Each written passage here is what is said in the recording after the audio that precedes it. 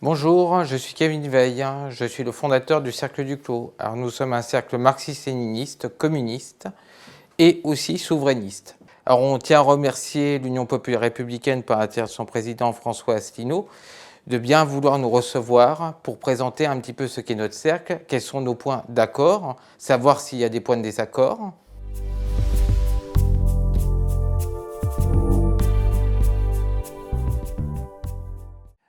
Alors, j'ai le plaisir d'être dans le Lot, à la rencontre du cercle Jacques Duclos. Jacques Duclos, c'était un dirigeant du Parti communiste français dans les années 60, qui s'était d'ailleurs présenté à l'élection présidentielle en 1969, où il avait d'ailleurs il était resté célèbre dans l'histoire en disant qu'entre Georges Pompidou et Alain Poher, qui étaient les deux finalistes du deuxième tour, c'était bonnet blanc et blanc bonnet. Voilà, Jacques Duclos, qui avait fait d'ailleurs un score qui était tout à fait significatif, puisque je crois qu'il avait fait de mémoire quelque chose comme 22% des suffrages. 22,4%. 22,4%, ce qui était quand même, vous imaginez, un score très important pour ce qui était à l'époque le Parti communiste français. Alors, bon, je ne suis pas communiste, mais ce qui est vrai, c'est que les gaullistes et les communistes ont une histoire commune au cours de la Seconde Guerre mondiale et puis après la Seconde Guerre mondiale, puisque tout en étant opposés sur certains objectifs fondamentaux, ils avaient quand même des alliances de circonstances, en particulier en 1954, lorsque les députés qui se réclamaient du général de Gaulle avaient fait une espèce d'alliance tacite avec les députés du Parti communiste français pour faire échouer le projet de communauté européenne de défense de 1954. J'ai d'ailleurs retrouvé des magazines communistes de cette époque qui disaient qu'une Europe de la défense, puisque c'était déjà question des questions européennes, cette revue communiste disait qu'une Europe de la défense, ce serait une Europe sous commandement américain avec des généraux hitlériens, puisque les Américains avaient récupéré toute une série de dirigeants de la Wehrmacht, de l'armée de l'Allemagne nazie, et les avaient recyclés. On sortirait ces journaux maintenant, on entendrait évidemment des cris d'orfraie sur le complotisme, mais c'est quand même la réalité. Et on pourrait vous citer des quantités de militaires nazis qui avaient en fait été recyclés. Alors, j'ai le plaisir de m'être rendu donc dans le Lot, où nous avons un cercle qui se réclame de Jacques Duclos, avec des communistes, des vrais communistes. Oui, tout à fait. Des vrais communistes. Notre spécialité, si j'ose dire, par rapport à ceux qui aujourd'hui se prévalent, ou de la reconstruction d'un parti communiste, ou se disent, avec le PCF communiste, c'est que nous restons justement dans cette tradition de Jacques Duclos, qui est celle qui rassemble à la fois une volonté révolutionnaire de changement de système en profondeur, parce que, et aujourd'hui encore plus, on voit que le système dans lequel nous vivons est complètement usé, est complètement en train de s'écrouler, est complètement en débandade, mais avec des conséquences très graves pour la population. Et en même temps, on voit qu'il y a une nécessité de maintenir un certain nombre de valeurs, qui sont des valeurs historiques, et particulièrement chez nous en France. Et puis il y a cette union, au fond, c'est une nouvelle résistance. C'est une nouvelle résistance contre quelque chose qui devient une dictature et une oppression de plus en plus, à travers des excuses pseudo-sanitaires. Alors, vous connaissez l'UPR, donc vous avez souhaité qu'on se rencontre. Tout à fait. Qu'est-ce qui vous a plu dans l'UPR ? Eh bien, ce qui nous a plu, c'est deux choses. C'est d'abord le souverainisme réel, c'est-à-dire la volonté concrète de dire si nous sommes élus, si nous devenons majoritaires, eh bien, on sort de cette prison qu'est l'Union européenne, on sort de cette prison qu'est l'OTAN, on sort bien sûr de la monnaie de singe qu'est l'euro qui pèse d'une manière économique terrible sur notre production et sur la capacité qu'on a d'exportation notamment. Et puis, nous souhaitons en plus, et c'est là qu'il y a peut-être une petite différence, nous souhaitons aller plus loin, nous souhaitons sortir aussi du capitalisme. En vertu du principe que les mêmes causes produisant les mêmes effets, si on revenait à la situation des Trente Glorieuses en corrigeant ce qui a été fait depuis sur le plan du capitalisme, eh bien, tôt ou tard, on arriverait à la même impasse. Alors, ce qui vient d'être dit est très, très important. Effectivement, nous avons des points communs et des points de différence. Ça ne surprendra personne si je dis que, personnellement, je ne suis pas en faveur de la fin du capitalisme. Notre mouvement est un mouvement qui est un mouvement de large rassemblement Et donc nous avons parmi à l'UPR des gens qui sont pour le capitalisme, d'autres pour le socialisme, d'autres pour le communisme, etc. Mais ce qui vient d'être dit par François, je crois vous appelez, c'est un joli prénom. C'est François, ça veut dire français. C'est que justement entre Français, on peut quand même trouver des points de convergence au moment fatidique. Et donc ce que vous avez dit, et je bois vos paroles, c'est qu'en fait François Weil retrouve en fait les accents du Parti communiste français des années 50 et des années 60, qui était tout à fait contre la construction européenne, en disant qu'il s'agissait d'un asservissement par les États-Unis d'Amérique dans le cadre de l'impérialisme américain. Ce n'est jamais rien d'autre que ce que je dis moi-même. Donc là-dessus, on a des points communs. Certainement. Voilà. Et est-ce que vous avez vu... Pourquoi nous et est-ce que... Alors, parce qu'il y a des gens qui vont vous dire, pourquoi est-ce que vous n'allez pas chez Mélenchon? Pourquoi je... alors Mélenchon, d'abord, le sorti de l'Union européenne, il n'en est même plus question. Déjà que c'était quelque part un mensonge aux électeurs, ce qu'il disait en 2017. Pourquoi? Parce que on peut se poser la question, est-ce que l'Union européenne, c'est quelque chose d'amendable?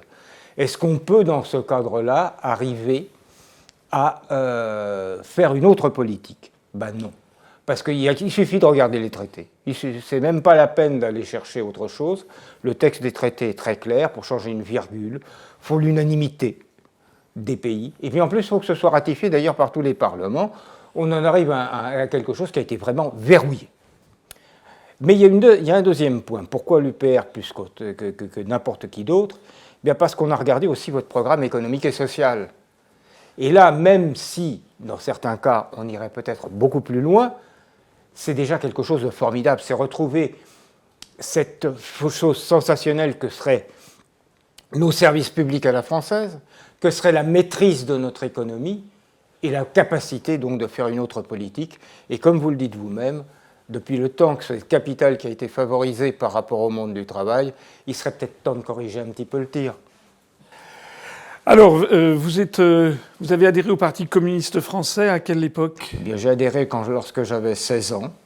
Ah oui.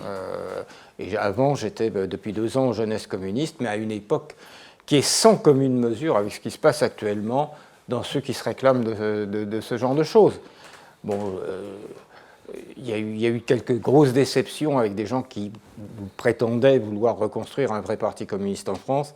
Et il y a surtout une chose qui est fondamentale, c'est que nous, notre analyse au Cercle, c'est de dire que ce n'est pas à travers le gauchisme, ce n'est pas à travers le wokisme qu'on va trouver ses forces. C'est à travers des gens qui aujourd'hui sont par exemple des abstentionnistes. C'est à travers aussi des gens qui se sont égarés parce qu'ils confondent le respect des traditions, le respect d'une certaine éthique avec la droite, et qui ont pourtant une formidable aspiration sociale, qui ne trouveront pas dans les mouvements dans lesquels ils se sont égarés, qui parfois usent d'un langage qui... D'ailleurs, ce n'est pas nouveau, hein, notamment à l'extrême droite, d'user d'un langage pseudo-révolutionnaire, et puis d'amener les gens sur des voies de garage en ce qui concerne les solutions. Je ne sais pas ce que vous en pensez, vous. Ah ben, je ne vais pas défendre l'UPR, c'est par principe. Mais je suis d'accord avec vous. Je pense qu'il faut bien faire la différence entre les solutions économiques, sociales et politiques, et puis par ailleurs le respect d'un certain nombre de valeurs auxquelles l'écrasante majorité des Français sont attachés. Hein, par exemple, tout simplement, je sais pas, le travail dominical, par exemple, l'interdiction du travail dominical, ou bien la monogamie, ou bien l'égalité des hommes et des femmes. Ça, on nous dit souvent, ce sont des valeurs républicaines. Non, ce ne sont pas des valeurs républicaines. À l'origine, il faut dire les choses telles qu'elles sont, ou alors on ment. À l'origine, ce sont des valeurs chrétiennes. Voilà, c'est parce qu'il y a le christianisme qu'il y a la monogamie, qu'il y a l'égalité de l'homme et de la femme, qu'il y a l'interdiction normalement du travail dominical, etc. Donc, certes, nous sommes un pays laïque, et il est hors de question pour nous, à l'UPR en tout cas, de remettre en cause cette question de république laïque, mais il faut aussi tenir compte de cet héritage. Et ça n'est certainement pas, à notre avis, avec ces mouvements woke, cancel, etc., qu'on arrivera à quelque chose. Et je pense que là-dessus, l'écrasante majorité des Français sont d'accord, y compris d'ailleurs, et nous en avons énormément à l'UPR, des Français d'origine immigrée, qui sont français et qui souhaitent être français comme tous les Français. Ils n'en font pas forcément envie de se trouver dans une société ayant d'autres valeurs que les valeurs françaises. Alors, j'ai quand même envie de vous poser aussi une question, c'est la question du Parti communiste français. Vous n'y êtes plus aujourd'hui. Ah non, depuis fort longtemps d'ailleurs. Les désaccords commencent, en ce qui me concerne, je ne nie pas le fait de ne plus avoir ma carte, mais les désaccords commencent en 1977, un peu après le 22e congrès, dans la période Marchais, donc, et notamment un désaccord qui nous qualifions communistes d'ouvriéristes, ces positions, c'est-à-dire la confusion entre les couches les plus défavorisées et l'ensemble de la classe ouvrière, l'ensemble du prolétariat et des salariés, et qui a amené le Parti communiste de l'époque à faire des propositions. Moi, à l'époque, j'étais secrétaire d'une cellule d'une banlieue parisienne qui n'était pas une banlieue ultra-ouvrière. Hein. C'était pas Ivry, Vitry, ou des choses comme ça. On vendait, je crois, une quinzaine d'Humanité Dimanche dans une rue, et puis la semaine d'après, ce genre de déclaration, vous savez, les salaires de 1 à 4, après au-dessus de 4 millions, on prend tout, on n'en vendrait plus que 3. C'est clair, il y avait une ouverture, au contraire, auparavant du parti pour ça. Alors, je voudrais aussi dire une chose. Moi, je constate que l'UPR est aussi le seul mouvement, le seul parti qui soit totalement boycotté par les médias. On voit qu'il y a un poids là qui est très net. Et d'ailleurs, c'est l'UPR seulement qui, en tant que avec une vraie candidature à la présidence qui se profile, qui est victime de ce genre de choses. Donc il faut être clair. Si vous ne gêniez pas, si vous n'étiez pas vraiment ce que vous êtes, on ne vous embêterait pas de cette manière-là. Alors pour beaucoup de Français, notamment des jeunes Français, des jeunes qui ont moins de 30 ans, qui n'ont pas connu l'époque, que vous êtes un peu plus âgé que moi, mais on est un peu de la même génération, qui n'ont pas connu l'époque de l'URSS, du camp socialiste, etc. Il y a quand même beaucoup de jeunes Français qui ne voient pas très bien ce que c'est que le communisme. Ils imaginent que c'est la tyrannie, que c'est des files d'attente, que c'est l'inefficacité, etc. Comment vous voyez les choses? Encore une fois, ça n'est pas notre programme à nous, mais une question qui brûle les lèvres, par exemple. Est-ce que vous voudriez tout nationaliser, ou bien est-ce que vous estimez que la libre entreprise, l'entreprise privée, a sa place? Écoutez, moi je reprends simplement le texte de base de Marx. Ce texte de base, qu'est-ce qu'il dit? Il dit que le socialisme, c'est l'appropriation collective des grands moyens de production et d'échange. Et ça se conçoit totalement, et encore plus aujourd'hui, où je dirais la concentration du capital fait qu'il y a de moins en moins de gens qui ont intérêt au maintien du système. Donc on a de plus en plus de gens qui profiteraient, au contraire, du passage à un système, et ne serait-ce que le progrès que vous proposez, d'ailleurs, dans cette affaire. Donc il n'est pas question pour nous de nationaliser la boulangerie du coin, et même pas les PMI et PME, qui peuvent jouer au contraire un rôle très dynamique, parce que plus réactif, alors que ce qu'on dit, c'est pas vrai. Les très grandes entreprises ne sont pas réactives, même si elles sont privées. Hein, c'est une plaisanterie. Hein. Quand on fait, par exemple dans l'aéronautique, quand on a un avion qui va durer 20 ans, on prend son temps pour l'étudier, parce qu'autrement c'est une catastrophe. Bon, donc ça fait partie de ce que, à notre avis, l'État, en tant que représentant de la nation, doit récupérer. Il doit récupérer pour avoir la maîtrise économique et éviter de voir la dispersion, l'émigration, si j'ose dire, de nos richesses et de nos capacités de production à l'étranger. J'imagine que vous êtes d'accord avec notre objectif de mettre un terme à la libre circulation des mouvements de capitaux. J'imagine que c'est... Totalement. J'ai un mot sur la géopolitique et sur la politique internationale de la France.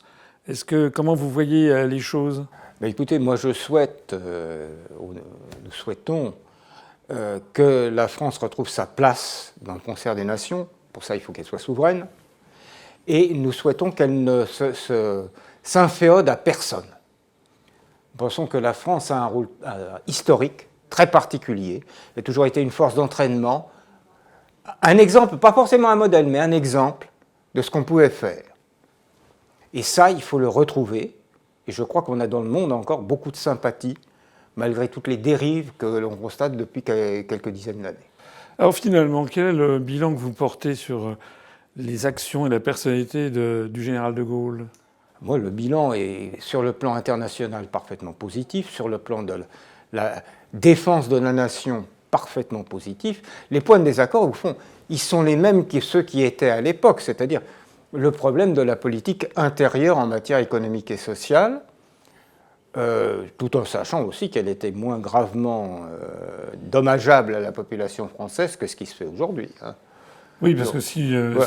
Bon, alors ce que je voudrais surtout insister, moi je vois certaines personnes qui se réclament du Parti communiste ou du communisme et qui nous disent de Gaulle était un fasciste. Alors là, c'est vraiment scandaleux. C'est vraiment scandaleux. Il y a eu une époque, il y a eu une équivoque au moment de l'affaire algérienne, où il y a eu ce fameux « je vous ai compris », et où Charles de Gaulle s'est un peu appuyé sur les factieux d'Alger pour virer la 4ème République, pour virer le marasme dans lequel se trouvait la France. C'est une astuce. Moi, je le considère comme une astuce. Qu'à l'époque, il y a eu une crainte du Parti communiste. Il l'a exprimé en disant...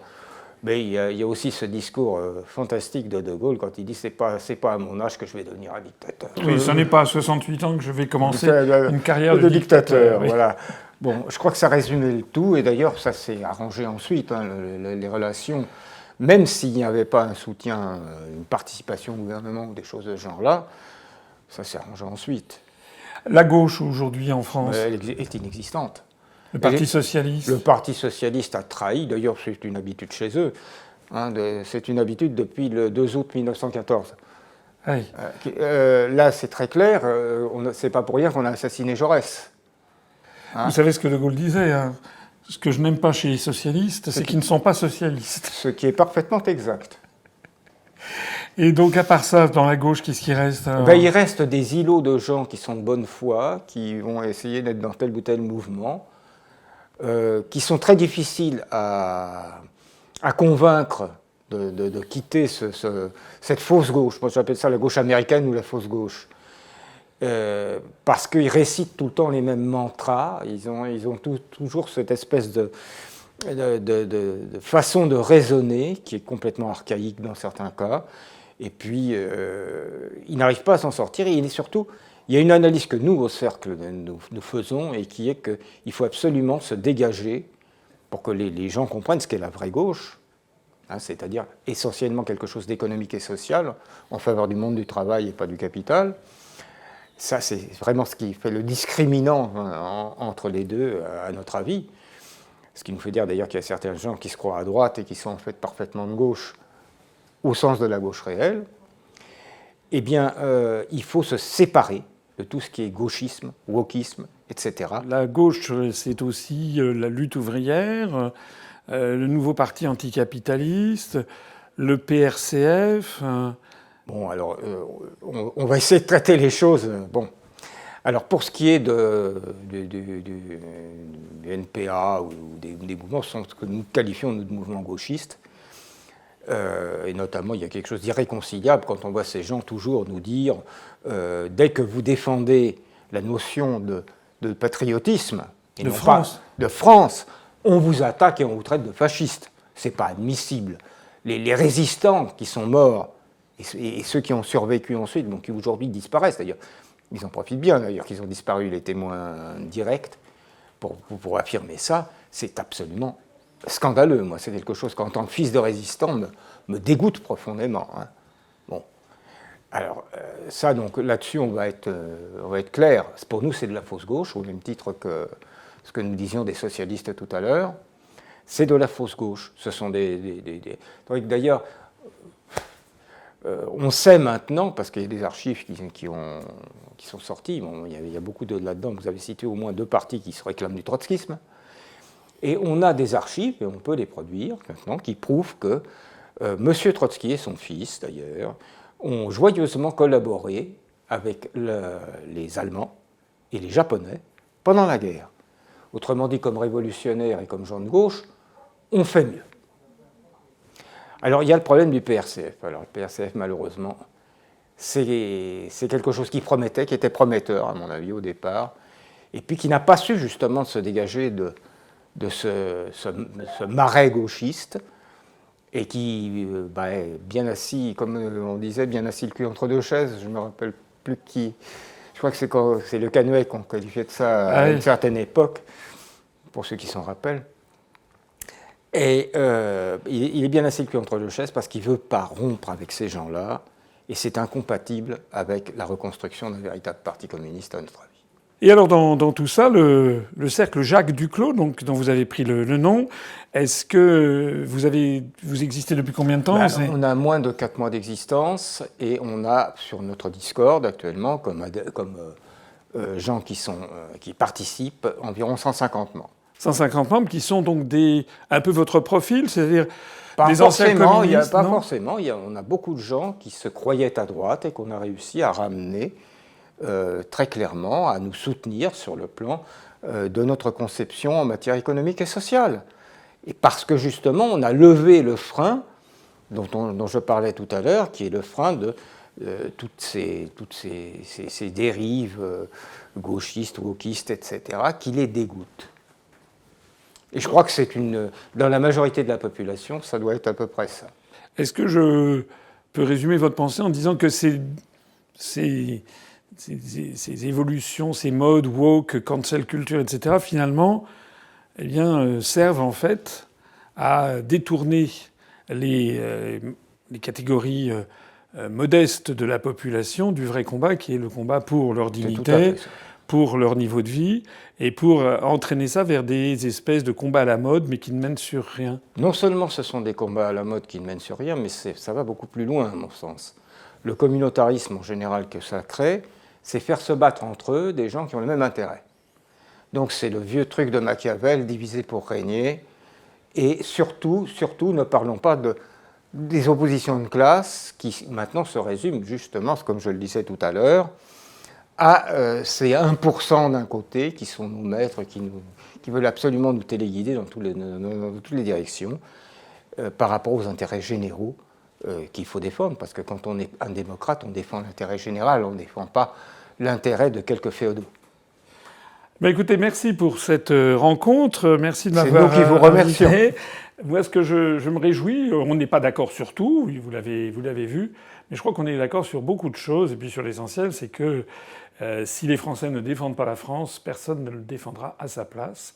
Et si nous sommes noyés dans un magma européen, européiste, etc., en fait, c'est toujours le plus grand profit des plus grandes fortunes, des grandes puissances d'argent, comme on disait dans le CNR, dans le programme du Conseil national de la résistance. Donc en fait, ça me fait plaisir de vous rencontrer. On est un petit peu à notre échelle, héritiers du CNR. Les héritiers du CNR. Vous allez voter pour qui à la présidentielle? Pour vous. Merci beaucoup en tout cas. Et puis vive la République. Et vive la France.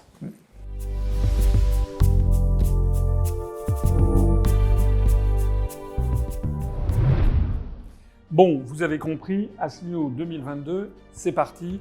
C'est le moment de se mobiliser plus que jamais. Pour les parrainages, on en a beaucoup de promesses, il faut en avoir encore plus. Et aussi pour le nerf de la guerre, c'est-à-dire le financement de la campagne. Vous savez que nous avons 0 € d'endettement. Nous comptons rester avec 0 € d'endettement. Donc il vous appartient de participer. On a besoin d'argent, je le dis carrément comme tout le monde. On a besoin d'argent pour financer l'élection présidentielle et pour financer les élections législatives. Voilà, on a mis un compteur, maintenant c'est à vous de jouer. Vous savez que vos sommes sont déductibles à 2/3 de l'impôt sur le revenu que vous acquittez si vous en payez un. Merci d'y songer, il s'agit de la France. À bientôt.